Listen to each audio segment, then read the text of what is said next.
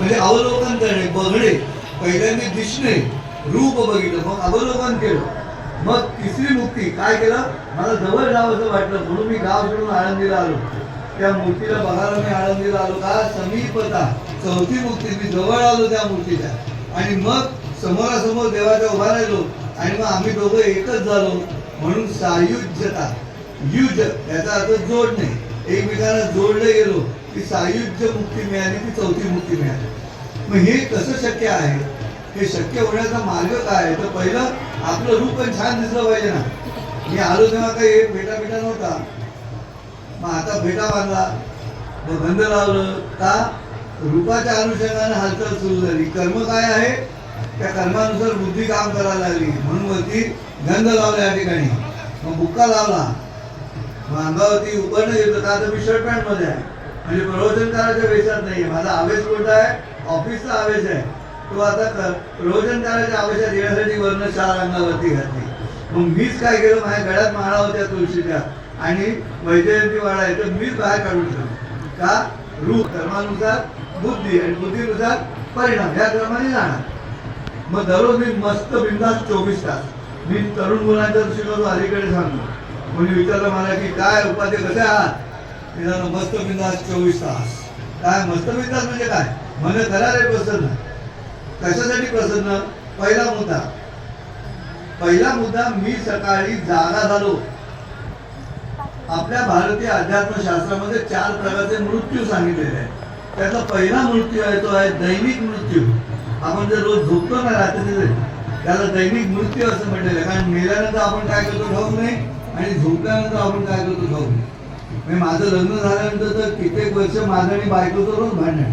बायको सकाळी जायला तुम्ही किती घोरता असं बायको म्हणायचं. मी म्हणत नाही, अजिबात घोरत नाही. का, मला कळत नाही मी झोपेत काय करतोय म्हणून तिच्याशी भांडायचं. ती मृत्यूची स्थिती आहे म्हणून त्याला नाव दिलंय दैनिक मृत्यू, पहिला मृत्यू. दुसरा मृत्यू आहे त्याला म्हटलंय आपल्या शास्त्रामध्ये अवस्थांतर.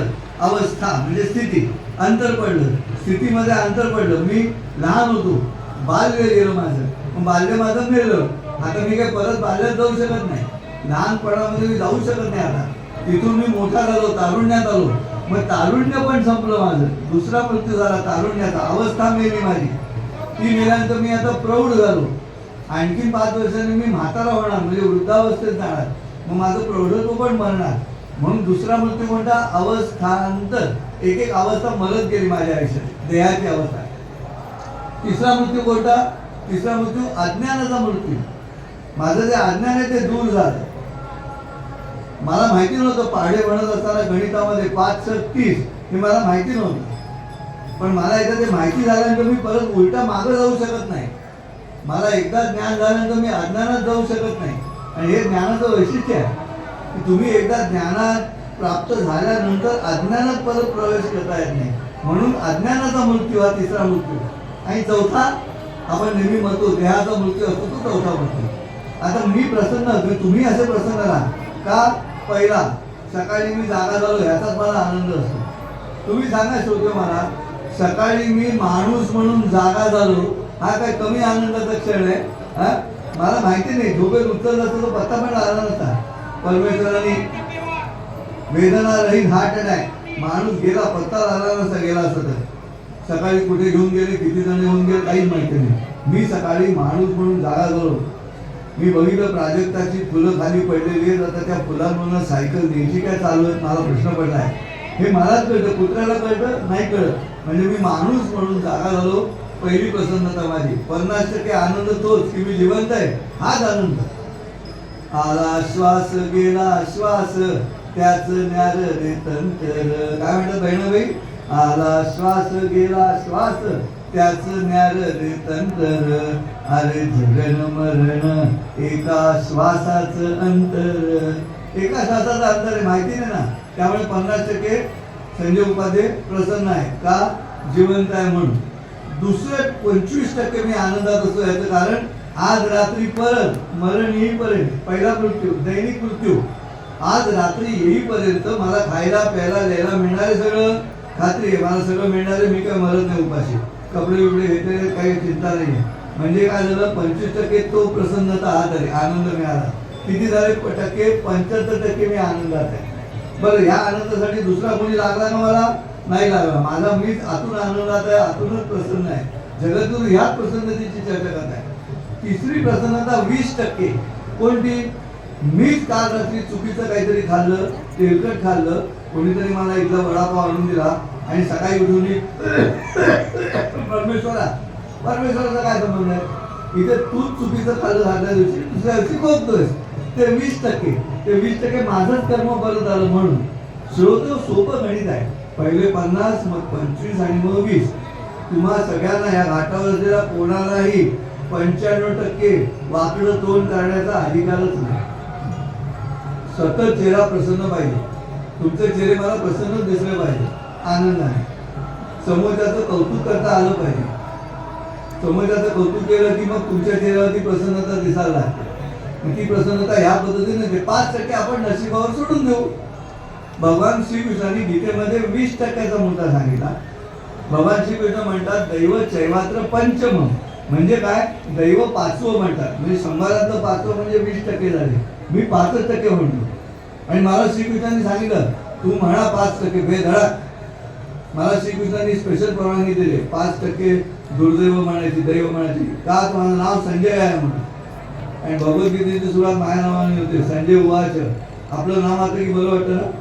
लहानपणापासून मला गीतेचा अभ्यास करा असं वाटायचं कारणच माझं नाव संजय आहे. मला रस्त्यावरनं गंजलेला पाण्याचा टँकर जरी गेला, संजय वॉटर सप्लाय, तरी मला आनंद होतो. तिचा मी कोणा तरी पाणी पाचतोय माझ्या चेहऱ्यावरती आनंद. पण हे प्रसन्न राहणं महत्वाचं. आणि ते प्रसन्न राहण्याची क्रिया घडल्यानंतर मग स्थिती प्राप्त होते. कारण मग तुमचं ब्लड प्रेशर नॉर्मल झालं, प्रसन्न राहिल्यानंतर नॉर्मल झालं.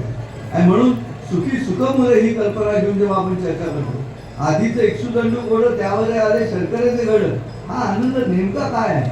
आता ही बघा सगळी गर्दी बघितल्यानंतर इतका आनंद होतो, इतका आनंद होतो की परमेश्वराच्या जवळ आलेले सगळे निरागस मनांचा इतका मोठा मेळा जेव्हा एकत्र येतो त्यावेळेला हाच मुद्दा माऊलींच्या डोळ्यासमोर आला असता. मग ते म्हणाले की सुखी सुखमुळे प्रेणे चिदानंद होय. ते सुख म्हणजे काय?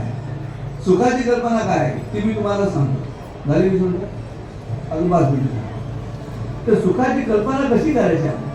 सुख कसं असं माहिती का? टोपीसारखं असतं. ते डोक्यावर बसलं की त्याची सवय होऊन जाते, त्याची टोपीची सवय होते. आणि मग टोपी काढून ठेवली तरी टोपी आहे असं वाटत राहतं आपल्या डोक्यावरती. तशी सवय माणसाच्या देहाला लागते. सुखाचं पण तसंच आहे. काल मी तुम्हाला प्रवचनात म्हटलं ख म्हणजे आकाश, सुख म्हणजे काय? उत्तम आकाश. कोणतं आकाश उत्तम आहे? कोणतं आकाश? मनाचं आकाश आणि बुद्धीचं आकाश. कसं हवं? स्वच्छ हवं, निरभ्र हवं. या दोन्ही आकाशामध्ये बुद्धीच्या आणि मनाच्या आकाशात ढग असता कामा नयेत. काय असता कामा नयेत? ढग. तुम्ही म्हणा तोंडाने काय काय असता कामा नयेत? ढग असता कामा नयेत. आता ढ आणि ग कुठे कुठे असता कामा नयेत? बुद्धीमध्ये ढ असता कामा नये. बरोबर? आपण तल्लं घातलं पाहिजे. आपण शाळेत म्हणतो ना मुलगा नापास झाल्यानंतर अहो तो ढच आहे हो, त्याला काही येतच नाही असं म्हणतो. म्हणजे बुद्धीमध्ये काय असता कामा नये? ढ. आणि मनामध्ये काय असता कामा नये? ग. गर्व असता कामा नये. म्हणजे बुद्धीत ढ नको आणि मनात ग नको. म्हणजे ढ ग नको. मनाच्या शरीरामध्ये बुद्धीमध्ये ढ नाही, मनामध्ये ग नाही. शरीरातले ढ ग गेले की मन निरभ्र झालं, प्रसन्न झालं, मग सिद्धी प्राप्त होते. आणि म्हणून सुख म्हणजे नेमकं काय? ऐका. म्हणतात सुख त्याला ते मिळेल काय मला असा प्रश्न विचारित होतो जाता येता प्रत्येकाला. म्हणतात सुख त्याला ते मिळेल काय मला असा प्रश्न विचारित होतो जाता येता प्रत्येकाला. पहिला बेटा दारुड्या. पहिला बेटा दारुड्या म्हणाला पावशेर घशात होत सगळं मिळेल तुला. काय म्हणाला? पावशेर घशात होत सगळं मिळेल तुला. मग भेटला दुकानदार व्यापारी. मग भेटला दुकानदार व्यापारी, त्यालाही विचारलं तेच. तो म्हणाला माझा नफा झालाय कमी, मला एकच पडलाय पेच. म्हणलं मुद्दल आहे ना तसंच, फक्त नफा झालाय कमी. म्हणाला त्यालाच नुकसान म्हणतो आम्ही, तुझी अक्कल झाली कमी. मग भेटला आत्महत्या करायला निघालेला शेतकरी. मग भेटला आत्महत्या करायला निघालेला शेतकरी, त्याला विचारलं म्हणतात सुख त्याला ते मिळेल काय मला? तर शेतकरी म्हणाला पाऊस देतो आणि मांस नेतो. म्हटलं म्हणजे काय? म्हणाला पिकवलेला मिळत नाही भाव आणि पोट भरण्याचे वाढले आहेत भाव. पिकवलेलं जातं सडून, नाही तर मांस नेतो कुरतडून. म्हटलं माऊस म्हणजे उंदीर, तुला काय रे ठाऊक? म्हणजे माझ्या नातवाला इंग्लिश शिकवतायत पहिलीपासून घाऊक. मग गेलो देवळात, देवाला प्रश्न केला, म्हणतात सुख त्याला ते मिळेल काय मला? तर उत्तर आली 33 कोटी. पुन्हा झाली माझीच खोटी. गणपती म्हणाला सुख म्हणजे ज्ञान, सरस्वती म्हणाली सुख म्हणजे विद्या, लक्ष्मी म्हणाली सुख म्हणजे पैसा, हनुमान म्हणाला सुख म्हणजे राम, विठ्ठल माऊली म्हणाले सुख म्हणजे नाम, दत्त म्हणाले सुख म्हणजे गुरु. तू मला सुचेना, मी काय करू? म्हणून देवळा बाहेर पडलो. दारात होता भिकारी. त्या भिकाऱ्यानं भीक मागितली. म्हणलं धडधाकटली सोय, काहीतरी शिक, काहीतरी विक. तर भिकारी हसला, म्हणाला मी मागितली भीक आणि तुम्ही दिलात प्रश्न. मी मागितला अर्जुन आणि तुम्ही दिलात कृष्ण. असं म्हणून भिकारी हसला. माझा जीव तिथंच फसला. एवढ्या जणांशी मी बोललो, कोणी हसलं नव्हतं. हा कसा काय हसला? याला सुख मिळालं की काय? म्हणून भिकाऱ्याला विचारलं, म्हणतात सुख त्याला ते मिळेल काय मला? म्हणाला आमच्यासाठी करा. म्हटलं काय करा? म्हणाला डबा सरळ धरून भीक मागितली बघून, डबा सरळ धरून भीक मागितली बघून नाही मिळाली तर डबा करतो उलटा आणि वाजवत बसतो एकटा. त्याचा आवाज ऐकून कोणीतरी नाणं फेकतो. मग डबा सरळ करतो आणि पुन्हा एकदा आवाज ऐकतो. त्या नाण्यात मला मिळतो चहा पाव, त्या नाण्यात मला मिळतो चहा पाव. आणि नाणं फेकणारा देवळात जाऊन म्हणतो देवा तू मला पाव. त्याच्या आधी पाव मला मिळतो. भिकारी बोलला त्याच्या आधी पाव मला मिळतो. असं म्हणून भिकारी परत हसला. माझा जीव परत फसला. म्हणजे माझ्या प्रश्नाचं उत्तर नाही दिलं. म्हणतात सुख त्याला ते मिळेल काय मला? म्हणाला दिलं. तुम्हाला कळलं नाही, दिलं उत्तर. आमच्यासारखं करा. डबा सरळ धरून भीक मागितली बघून नाही मिळाली तर डबा करतो उलटा आणि वाजवत बसतो एकटा. तुमचा प्रश्न उलटा करा म्हणजे होईल त्याचं उत्तर. काय म्हणाल भिकारी? तुमचा प्रश्न उलटा करा म्हणजे होईल त्याचं उत्तर. त्याची दुर्गंधी जाईल आणि होईल त्याचा अत्तर. मी प्रश्न उलटा केला. मूळ प्रश्न असा होता, म्हणतात सुख त्याला ते मिळेल काय मला? काय प्रश्न होता? म्हणतात सुख त्याला ते मिळेल काय मला? आणि मग प्रश्न उलटा केला तर काय उत्तर मिळालं? मला काय मिळेल ते त्याला सुख म्हणतात. मला काय मिळेल ते त्याला सुख म्हणतात. बरोबर आहे? म्हणजे मला हवं आहे ते मिळवणं म्हणजे सुख नाही. माझ्याकडे जे आहे त्याची जाणीव म्हणजे सुख. त्याच्याकडे आहे आणि माझ्याकडे नाही असं नाही. माझ्याकडे काय आहे त्याची जाणीव झाली की तुम्हाला सुख मिळालं. दुसऱ्याकडे आणि माझ्याकडे नाही ते मला हवं असं येतं की सुख मिळत नाही. आणि म्हणून ही जी कल्पना आहे मला काय मिळेल ते त्याला सुख म्हणतात, त्या भूमिकेत राहिला की मग जगद्गुरूंची जी कल्पना आहे सर्व सिद्धींचे कारण नाही. कधी शक्य येते?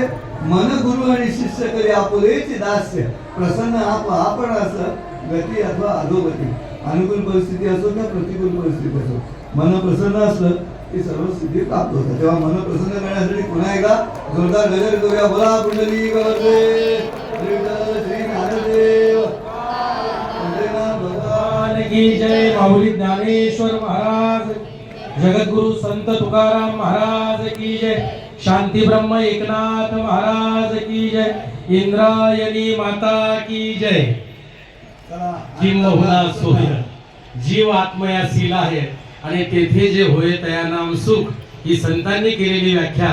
आणि आजचे प्रवचनकार आदरणीय संजय महाराज चिपळूणकर यांनी सुखाची केलेली व्याख्या आपल्या सर्वांना अतिशय आनंददायक वातावरणामध्ये मन प्रसन्न कसं राहील याकरिता एक फार मोठा मंत्र त्यांनी दिलेला आहे की 24 तास बिनधास्त सुखी राहायचं. तेव्हा आपणही आनंदी राहूया आणि हाच मंत्र या माऊलींच्या या पालखी प्रस्थान सोहळ्याच्या निमित्ताने स्वीकारून आपण आपला पुढचा प्रवास करूया. कुठलीही परिस्थिती निर्माण झाली तरी त्या परिस्थितीमध्ये आपल्याला सुखी राहता आलं पाहिजे. हा अतिशय छान मंत्र त्यांनी दिला. मी विश्व शांती केंद्राच्या वतीनं महाराजांचं या ठिकाणी मनापासून हार्दिक अभिनंदन करतो, आभार मानतो की त्यांनी अतिशय अनमोल संदेश आम्हा सर्वांना दिला. यानंतर मी टाळकरी मंडळींना उभं राहण्याची विनंती करतो. लगेच हरी कीर्तनाला आपल्याला सुरुवात करायची आहे.